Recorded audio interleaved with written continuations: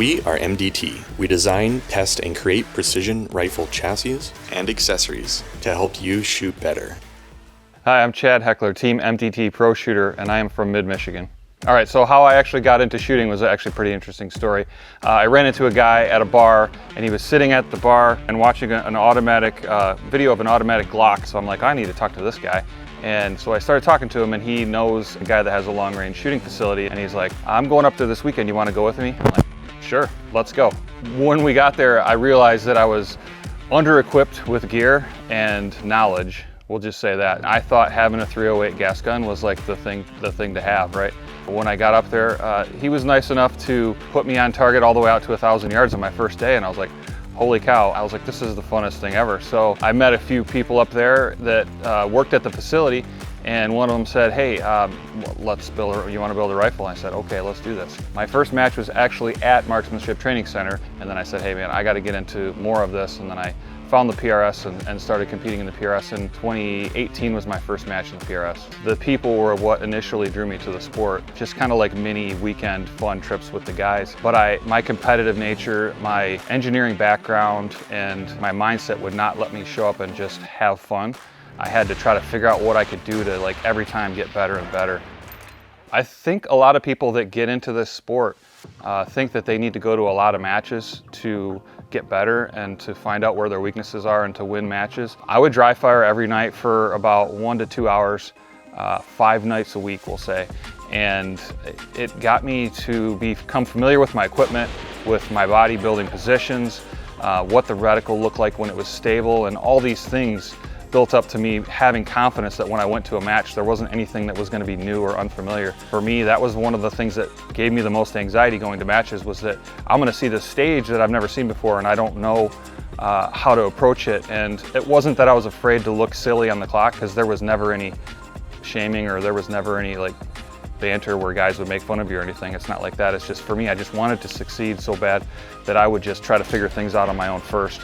And then you're still going to fail, but at least you're going to fail a little bit less, and then you'll take those failures and go home and work on them. And I dry fired on that regiment for about 6 to 8 months. I did a ton of dry fire and a ton of 100-yard paper drills. We'll just call them dot drills or whatever you want to call it. So I feel like that accelerated my learning curve very fast and relatively cheaply, as opposed to going to a bunch of matches. Once I wore out my first barrel, I realized that I needed to find a steady source for barrels. I was ordering them a couple at a time, and I just couldn't get them back fast enough. I have a mechanical engineering degree, ran a machine shop for the last 15 years. So I bought a lathe and I put it in my, my shop out back. I started chambering my own barrels, and I realized that I got additional satisfaction, not only from building my own ammunition, putting together my own rifle, but now I was actually chambering the rifles myself, and I was in 100% control of the precision of my rifle. And so about 8 months ago, I made the move from, you know, working in manufacturing and being an owner of a company, and you know, downsizing my life to just doing custom chambered action. Now I walk to work in my shop behind my house, and I chamber barrels, and you know, I love doing work for the people in this industry. Francis and I, once we started, you know, winning matches and being more successful, people would ask us questions all the time, and we realized that, you know, we couldn't ignore those questions. And we started talking and figured that the only time that we have that's not wasted between work and family and matches and prepping for matches was when we were driving to matches. So we're like, well, let's just record these podcasts on the road. So if you do something wrong and still get the desired outcome, is it really wrong?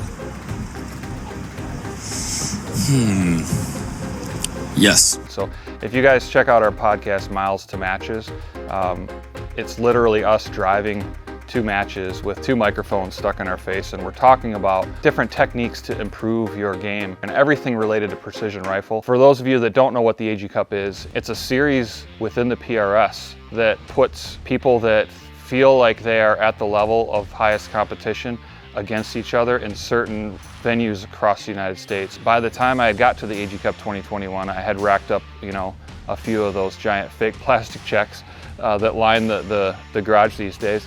But winning the AG Cup was something very special. It was just one of the most memorable moments of my life and my precision shooting career. That year I finished top 10 in the nation as well, and last year I finished top 10 in the nation.